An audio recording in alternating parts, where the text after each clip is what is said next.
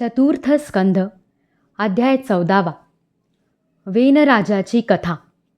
मैत्रेय म्हणतात, वीरवर विदुरा, सर्व लोकांचे कल्याण इच्छणाऱ्या भृगु आदी मुनींनी पाहिले की अंग निघून गेल्यानंतर पृथ्वीचे रक्षण करणारा कोणी राहिला नाही. त्यामुळे सर्व लोक पशूंप्रमाणे उशृंखल होऊ लागले आहेत. तेव्हा त्यांनी माता सुनीताच्या संमतीने, मंत्र्यांची संमती नसतानाही वेनाला पृथ्वीचा राज्याभिषेक केला.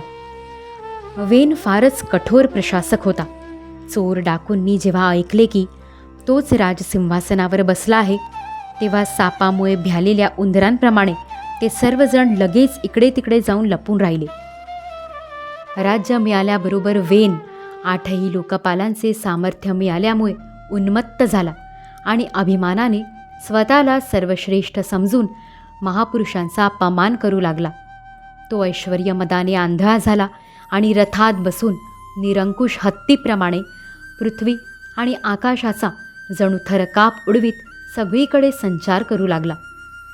कोणत्याही त्रैवर्णिकाने कधीही कोणत्याही प्रकारचा यज्ञ, दान आणि हवन करू नये अशी आपल्या राज्यात दवंडी पेटवून त्याने सर्व धर्मकर्मे बंद केली.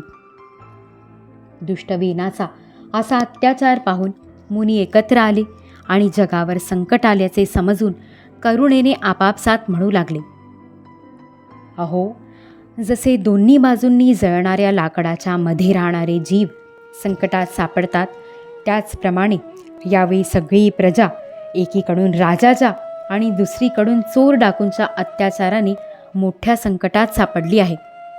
अराजक माजेल या भीतीनेच आम्ही अयोग्य असूनसुद्धा वेनाला राजा बनविले, परंतु आता त्याच्यापासूनच प्रजेला भय निर्माण झाले आहे.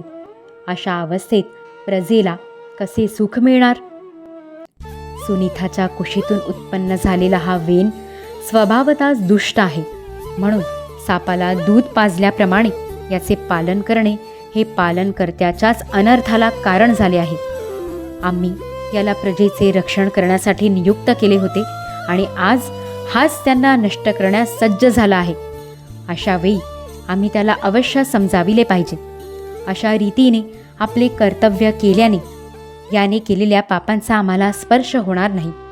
आम्ही जाणून बुजूनच दुराचारी वेनाला राजा केले होते, परंतु जर समजावल्यानंतरही याने आमचे म्हणणे मानले नाही, तर लोकांच्या धिक्काराने दग्ध झालेल्या या दुष्टाला आम्ही आपल्या तेजाने भस्म करून टाकू. असा विचार करून मुनी वेनाजवळ गेले आणि आपला क्रोध लपवून गोड बोलून समजावीत त्याला म्हणू लागले. मुनी म्हणाले, राजन, आम्ही आता तुला जे सांगतो त्याकडे लक्ष दे. त्यामुळे तुझे आयुष्य, ऐश्वर्य, बल आणि कीर्ती वृद्धिंगत होईल. मनुष्याने मन, वाणी, शरीर आणि बुद्धीने धर्माचे आचरण केले तर त्याला स्वर्गादी शोकरहित लोकांची प्राप्ती होते, आणि जर त्याचा निष्काम भाव असेल तर तोच धर्म त्याला अनंत मोक्षपदावर पोचवितो. म्हणून वीरवरा, प्रजेचा कल्याणरूप तो धर्म आपल्यामुळे नष्ट होता कामा नये. धर्म नष्ट झाल्याने राजासुद्धा ऐश्वर्यापासून च्युत होतो. जो राजा दुष्टमंत्री आणि चोर इत्यादींपासून आपल्या प्रजेचे रक्षण करून योग्य कर घेतो, तो या लोकात आणि परलोकात सुख मिळवितो. हे महाभाग, ज्याच्या राज्यामध्ये किंवा नगरामध्ये वर्णाश्रम धर्माचे पालन करणारे पुरुष स्वधर्म पालनाच्या द्वारे भगवान यज्ञपुरुषांची आराधना करतात, त्या आपल्या आज्ञेचे पालन करणाऱ्या राजावर भगवान प्रसन्न असतात, कारण तेच साऱ्या विश्वाचा आत्मा आणि सर्व भूतांचे रक्षण करते आहेत. राजांचे हे ईश्वर प्रसन्न झाल्यावर कोणतीच वस्तू दुर्लभ असत नाही. म्हणूनच इंद्रादी लोकपालांसहित सर्व लोक त्यांना मोठ्या आदराने पूजा, उपहार समर्पण करतात. राजन, भगवान श्रीहरी सर्व लोक, लोकपाल आणि यज्ञांचे नियामक आहेत. ते वेदत्रयीरूप, द्रव्यरूप आणि तपस्वरूप आहेत. म्हणून आपले जे देशवासी आपल्या उन्नतीसाठी अनेक प्रकारच्या यज्ञांनी भगवंतांचे यजन करतात, त्यांना अनुकूलच आपण राहिले पाहिजे. जेव्हा आपल्या राज्यात ब्राह्मण लोक यज्ञांचे अनुष्ठान करतील तेव्हा त्यांच्या पूजेने प्रसन्न होऊन भगवंतांच्या अंशस्वरूप देवता आपल्याला मनोवांछित फळ देतील. म्हणून वीरवर, आपण देवतांचा तिरस्कार करता कामा नये. वेन म्हणाला, तुम्ही लोक किती मूर्ख आहात. तुम्ही अधर्मालाच धर्म मानता याचा मला खेद होतो. जे तुम्ही तुमचा जीवननिर्वाह चालविणाऱ्या मला साक्षात पतीला सोडून कोणत्या तरी दुसऱ्या जारपतीच्या नादी लागला आहात. जे लोक मूर्खपणामुळे राजारूप परमेश्वराचा अनादर करतात त्यांना यालोकी तर सुख मिळत नाहीच आणि परलोकातही मिळत नाही. अरे, ज्यामध्ये तुम्हा लोकांची एवढी भक्ती आहे तो यज्ञपुरुष कोण आहे? उलटा स्त्री आपल्या विवाहित पतीवर प्रेम न करता एखाद्या परपुरुषामध्ये आसक्त होते तसे हे झाले. विष्णू, ब्रह्मदेव, महादेव, इंद्र, वायू, यम, सूर्य, मेघ, कुबेर, चंद्र, पृथ्वी, अग्नी आणि वरुण तसेच यांच्या व्यतिरिक्त जे दुसरे वर आणि शाप देण्यास समर्थ आहेत ते सर्व राजाच्या शरीरात राहतात. म्हणून राजा सर्व देवमय आहे. म्हणून ब्राह्मणांनो, तुम्ही मत्सर सोडून आपल्या सर्व कर्मांच्या द्वारा फक्त माझेच पूजन करा आणि मलाच नैवेद्य समर्पण करा. हे पहा, माझ्याशिवाय दुसरा कोण अग्रपूजेचा अधिकारी होऊ शकतो? मैत्रेय म्हणतात, अशा प्रकारे विपरीत बुद्धी झाल्यामुळे तो अत्यंत पापी आणि कुमार्गाकडे जाणारा असा झाला. त्याचे पुण्य अगदी क्षीण झाले होते. म्हणून मुनींनी पुष्कळ नम्रतापूर्वक प्रार्थना करूनसुद्धा त्याने त्यांच्या म्हणण्याकडे लक्ष दिले नाही. हे विदुरा, स्वतःला शहाणा समजणाऱ्या वेनाने जेव्हा त्या मुनींचा अशा प्रकारे अपमान केला तेव्हा आपली लोकहिताची विनंती धुडकावली गेली असे पाहून ते त्याच्यावर संतापले. मारून टाका, दुष्ट स्वभावाच्या या नीचाला मारून टाका. हा जिवंत राहिला तर काही दिवसातच जगाचे खात्रीने भस्म करून टाकील. हा दुराचारी कोणत्याही प्रकारे राजसिंहासनासाठी योग्य नाही, कारण हा निर्लज्ज साक्षात यज्ञपती श्री विष्णूंचीच निंदा करीत आहे.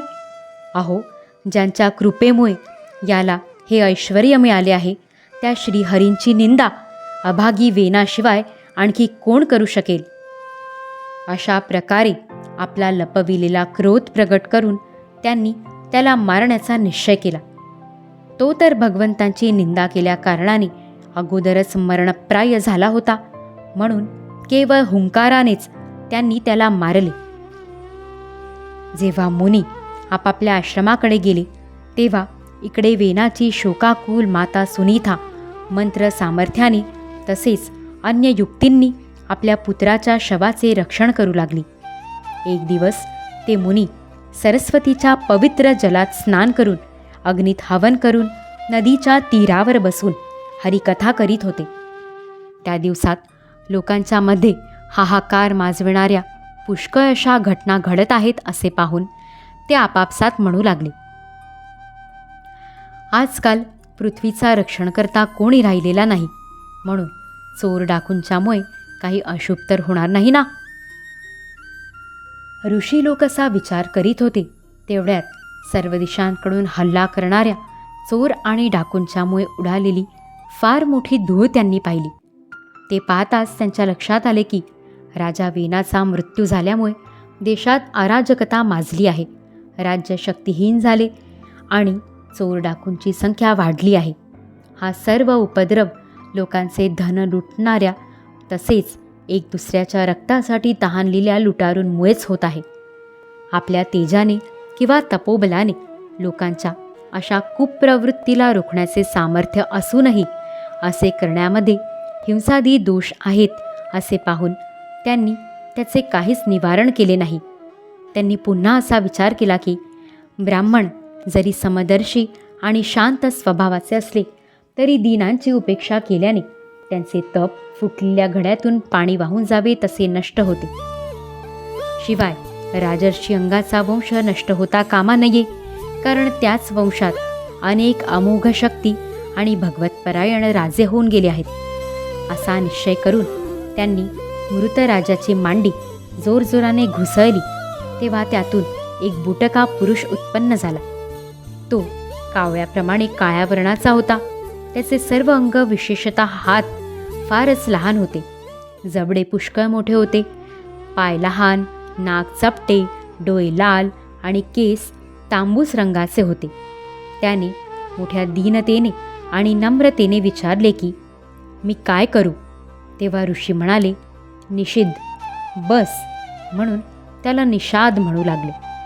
त्याने जन्माला येताच राजा वेनाची भयंकर पापे आपल्या शिरावर घेतली म्हणून त्याचे वंशज निषाद हे सुद्धा हिंसा, लूटमार इत्यादी पापकर्मांमध्ये व्यग्र असतात. म्हणून ते गाव किंवा नगरात न राहता वन आणि पर्वतराजींमध्येच निवास करतात. अध्याय 14 समाप्त. श्री सद्गुरु चरणारविंदार्पितमस्तु.